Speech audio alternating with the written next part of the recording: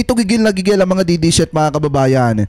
Dito sa next topic po natin, hindi kasi nila matanggap na talagang totoo yung 5 minutes response nito pong si General Torre na naging 3 minutes or naging 2 minutes pa nga mga kababayan. So ngayon, pakinggan natin etong isang example mga kababayan ng 5 minutes response ni General Torre na kinagagalitan ng mga DD-shit. Kasi hindi nila matanggap totoo yung sinasabi ni General Torre. Eto mga kababayan panoorin natin itong nakita natin na balita na kung saan ipinost po ito ni Coach Dennis Zunaiga. Sabi po dito, legit, 5 minutes kaya, 5 minutes kaya ng 2 minutes and 9 seconds. Salute to General Torre. Eto, i-play po natin. Response. Ilang minuto lang? 3 minutes response. Cavite Corner West Avenue. Cavite Corner West Avenue, Quezon City. Kindly look for Alan Gatos. Alan Gatos. Lan, meron ka bang timer diyan? May timer ka ba dyan? Eto mga kababayan hahanapin itong si Alan Gatos, itong media reporter mga kababayan. Hahanapin mismo yung lokasyon niya. Dapat mahanap siya sa loob ng 5 minutes mga kababayan. So ngayon, tingnan natin kung legit nga ba yung sinasabi ni General Torre na 5 minutes response. Ano po, play po natin. Ito din, timer natin, okay? Alan Gatos ng DCWB. Naka-uniform yan, kuya. Alan Hindi ko Gatos ng maliligaw. DCWB. Meron siguro siyang patrol na nasasakyan. No?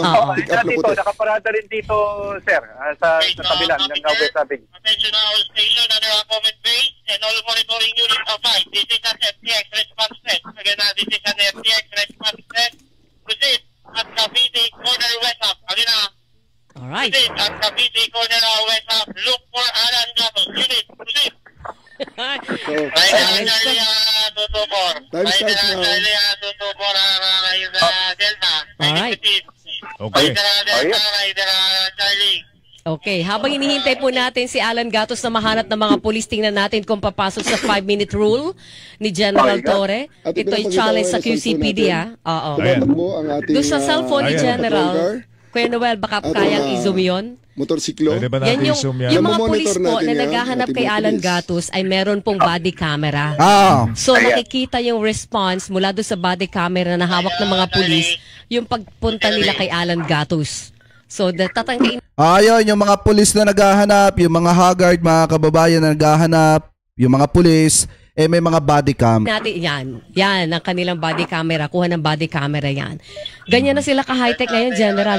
Ito po ba ay general, pang buong nationwide na ito, General Torre? Yes, ma'am. Nationwide na po ito? Sa ngayon ay nationwide ang deployment. Quezon City ang ating pinapilot kasi medyo veterano ng Quezon City na ako ay director dito. At ngayon ay NCR sumusunod na. So after maybe a month or two, NCR na ito and all major cities in the country. Iloilo actually pwede. Nakamotor po yung Yan, 1 nagre-responding. minute. 1 minute hinahanap niya si Alan. na. 1 minute na. Responding police. Yan. Ang dami Actual po nag-aabang yan, sa Facebook Live natin, General, Inaabangan kung talaga matutupad yung 5-minute rule. Nakita ka na ba, Alan? Ayan.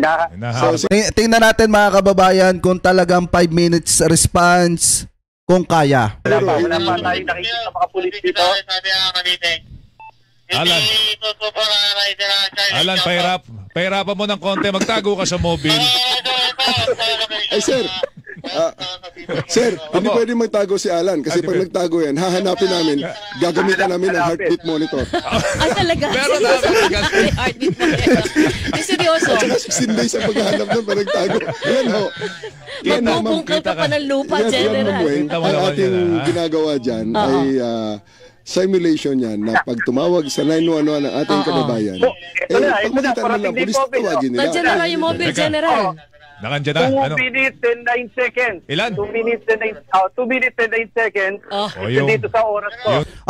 2 minutes and 9 seconds mga kababayan, dumating na yung mobile. Dumating na yung mga pulis. 3-minute challenge ni General. No? Nandiyan na ba yung pulis natin, sir? Nandiyan na, 2 minutes. Ayan, no? Ayun yung mobile. Ayan. May patrol kami sa likod mo, Sir Alan. Ba't parang palayo sa'yo, Lan? Legit. 224. QCPD, oo. West Avenue. On the spot po yan, mga... Hindi, sinasabi kasi mga kababayan ng mga DDC, hindi, fake news yan, may mga mobile na sadya dyan. Pero kung titingnan nyo naman mga kababayan, may mga body cam po kasi yung mga yan. Kita nyo naman mga kababayan habang nagmamaneho, yung mga habang nagmamaneho, yung mga nakamotorsiklo, habang naghahanap yung ating mga kapulisan, kita nyo naman sa video kasi may mga body cam po yan. Ang problema lang kasi hindi matanggap ng mga DDC na yung sinasabi ni General Torre na 5-minute response, nagkatotoo mga kababayan. At talagang may mga napatunayan na mga nahuli talaga. Ano po, lalo na yung mga magnanakaw, nahuli talaga sa loob lamang mga kababayan ng 5 minutong pagresponde ng ating mga kapulisan. Yung iba nga nare-responde pa ng 3 minutes mga kababayan. Katulad na lamang nung paghahanap dito mga kababayan kay Sir Alan Gatos, nakuha ng 2 minutes and 9 seconds mga kababayan. Ganun na po kabilis ang ating mga kapulisan sa panahong ito ngayon. Ano po ngayon, ipagpatuloy pa natin. Mga kapuso, na-responde ng QCPD. Ba't hindi ka pinuntahan? Baka naman mag-CCR lang yun. Hindi ka nilapitan. Hindi, pumesto lang yun para hindi makaabala. Para hindi makatrapik. Oo. At ang maganda doon, may mga SWAT pa na dumating. Ayun, may mga kita mo SWAT pa yan. na dumating. Diba? Ano? Wow. Ano po yan, linawin po natin linawin natin mga kapuso na hindi po ito staged. Ngayon lang po namin sinet up si Alan do sa lugar na kanyang pinestuhan at ibinigay kay General Torre yung location ni Alan Gatos. Na kanina gusto pang iligaw. Ilan ang naitala mo dyan sa timer mo, Alan? 2 minutes and? 2 minutes and 9 seconds. Wala ba kayong mga kamay? UCPD. Solid! UCPD to, Galing. 600, kindly approach 1017. Salamat po. Short interview. Tutok ang body camera sa kanya. Baka po, ito yung mga, mga tauhan ng QCPD na within 2 minutes and 9 seconds nakaresponde po dito sa... Ito mga kababayan yung ating mga kapulisan, nasa likod na ni Sir Alan Gatos. Alam niyo mga kababayan ito kasi ang problema dito sa mga DDC, hindi nila matanggap na yung mga binibitawan ni General Torre na salita, talagang nagagawa nila at kaya nilang gawin. Mga kababayan, hindi katulad nung panahon ni dating Pangulong Duterte, nung panahon ni Bato de la Rosa, na sinasabi nila 3 to 6 months, 2 to 6 months, 2 to 3 months, kaya nilang linisin ng Pilipinas sa ipinagbabawal na bato. Pero definitely, ang nangyari, natapos na yung term na 6 na taon, may ipinagbabawal na bato pa rin dito sa ating bansa. Hindi po nila nalinis talaga mga kababayan at hindi naman po talaga sila nagtagumpay. Ano po, hindi katulad nitong kay General Torre ngayon na yung 5-minute response, minsan nakukuha pa nga mga kababayan ng 2 minuto lang mahigit. Ano po ngayon, ipagpatuloy pa natin. Lugar kung saan tayo na... General, bakit composite ito? May SWAT na, tas may regular member ng QCPD. Yun po kasing... Sandali i-code for ko muna yung mga tao. Sige po. I-code for 600, Kaiser 6.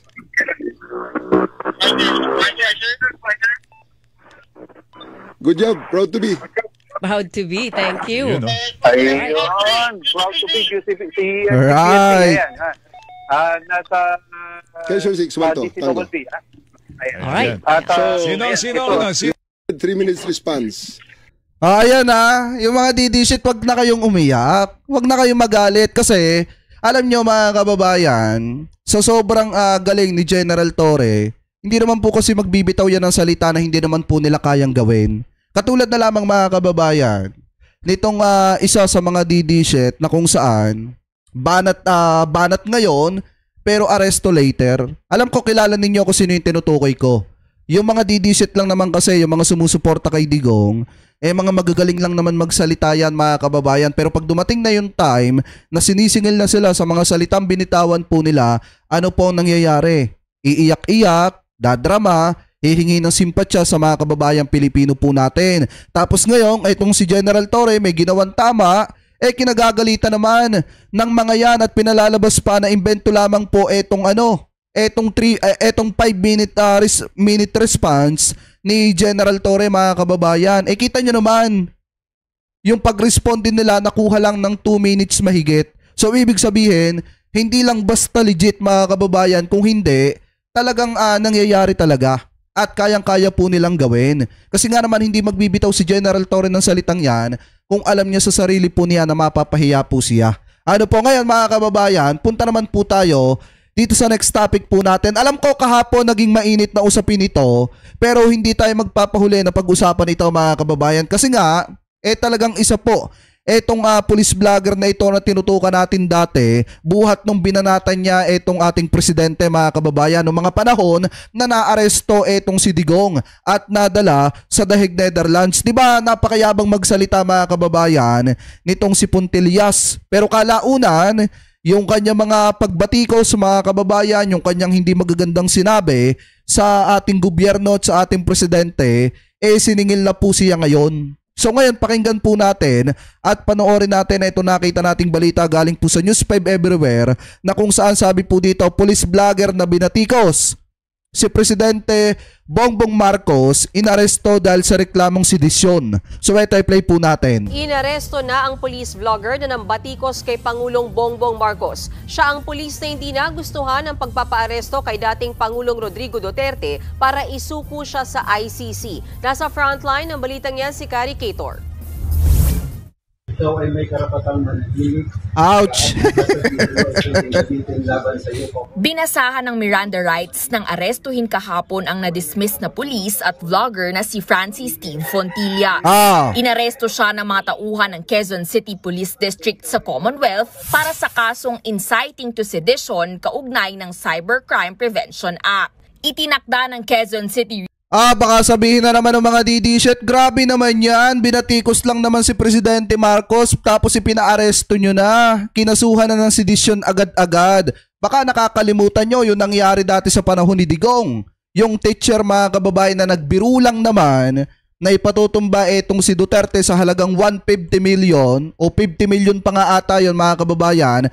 Pakitama na lamang po ko kung ako po ay mali. Inaresto din po yun agad-agad mga kababayan. At yung isang tao din, isang kababayan din po natin na nagsabi lang na baliw etong si Duterte, inaresto din po yun mga kababayan. Eto, ang pinakamatindi kasi dito, alagad po siya ng batas, pero dahil po sa pagiging bias niya, nakapagsalita po siya ng hindi maganda at parang nanghihikayat pa ng kaguluhan sa mga kababayang Pilipino po natin na labanan ng gobyerno. Dahil nga sa naaresto, etong si dating Pangulong Duterte na sinusuportahan po ng police vlogger na ito. So ngayon, alam naman po natin na lahat po ng binibitawan nating salita, may pananagutan po tayo mga kababayan, lalo na kung yan ay nakakapanghikayat at nagiging sanhi ng kaguluhan dito po sa ating bansa mga kababayan, or nakakapanghikayat para magdulot ng kaguluhan dito po sa ating bansa. So ngayon, kita nyo naman ang nangyari dito po sa isang police vlogger na ito na nung una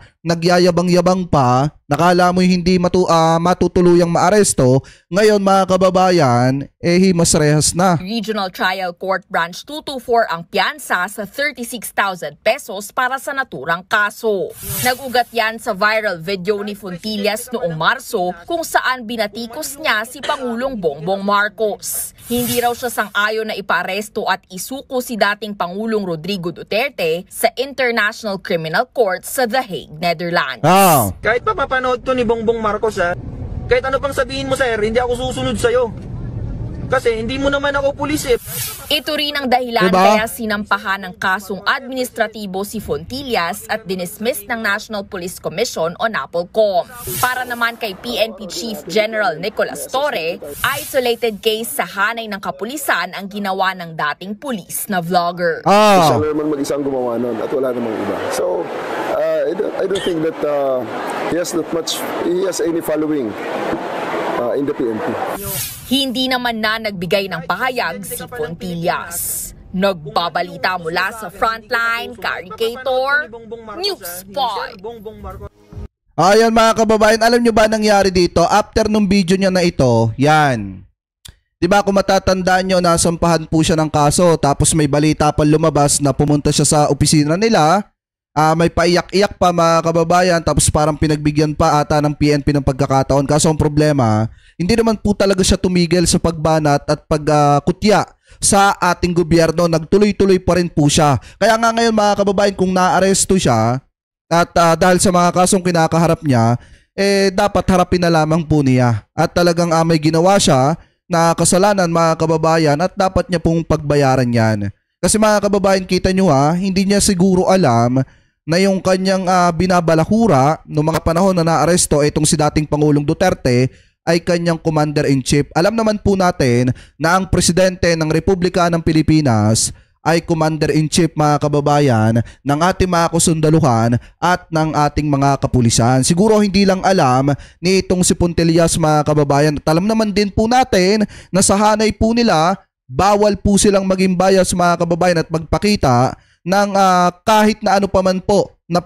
pagkabayas sa mga politician. Kasi nga sila ay pulis ng Republika ng Pilipinas at hindi pulis ng mga politiko. Tandaan nyo po yan mga kababayan. So ngayon, kung naaresto man itong si Fontillas, dapat niya na lamang pong harapin yan. At siya naman po ay may ginawa na hindi maganda. So ngayon mga kababayan, punta naman po tayo dito sa last topic po natin na kung saan eto pong si Panelo handang tablahin etong si Robin Padilla at eto pong si Sara Duterte dahil lamang po sa sama ng loob kay Senator Amy Marcos. So ngayon kung matatandaan nyo, di ba noong mga nakaraang araw nagsalita etong si Robin Padilla at binanggit etong tambalan ni Sara Duterte at Amy Marcos sa darating na 2028 national election. So ibig sabihin, ayon kay Robin Padilla, ang pinatatakbo niyang presidente ay si Sara at ang vice-presidente po niya ay walang iba kung hindi etong si Amy Marcos. So ngayon pakinggan natin ang komento ni Panelo hingil po dyan mga kababayan. Eto.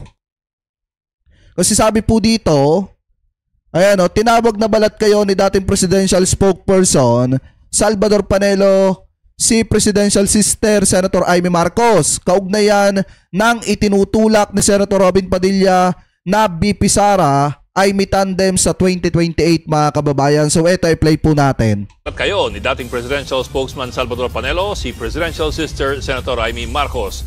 Reaksyon niya yan sa tinutulak ni Senator Robin Padilla na Sara Amy tandem sa 2028 presidential elections. Ayon kay Panelo, wala siyang tiwala kay Senator Amy. Matapos kasama si Senator Amy sa alyansa ni Pangulong Bongbong Marcos. Pero tinanggal din siya matapos i-endorso ni VP Sara Duterte nitong nakaraang midterm election.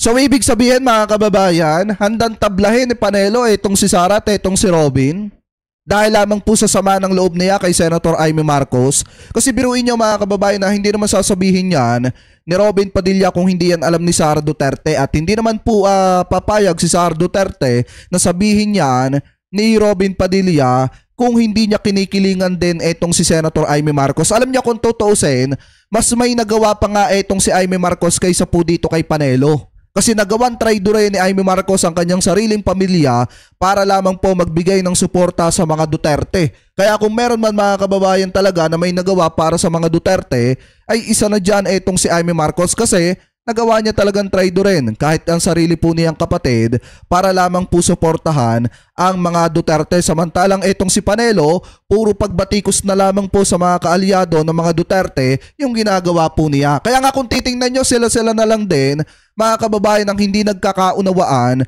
dyan po sa kanilang mga hanay. Mas maganda siguro Sara Robin Padilla.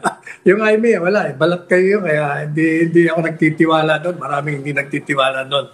Balat kayo kasi masyado yun. Mga kapatid, ayan, ayon kay Panelo, hindi siya nagtitiwala kay Amy Marcos kasi masyado daw pong mapagbalat kayo. Mga kababayan, ano pa sabi dito ni Kuya June? Boss, bakit po yung nagbanta sa Pangulo at sa First Lady at Speaker hindi pa hinuhuli? Darating din tayo dyan. Darating din tayo dyan. May kinakaharap na kaso si Vice President Sara Duterte at kapag siya ay nag-guilty sa kaso na yon, darating din tayo sa point na maaaresto din po siya. Ano po? Anyway, mga kababayan kayo, ano po ang komento nyo hingil po dito sa sinasabi ni Panelo na wala siyang tiwala kay Amy Marcos kasi mapagbalat kayo? At ano po masasabi nyo hingil po dito sa balitang ito na parang pagdating sa dulo mga kababayan, handa pa atang tablahin ni Panelo eto pong si Sara Duterte at Robin Padilla. At hindi niya susuportahan etong tandem na Sara Amy mga kababayan. So comment below na lamang po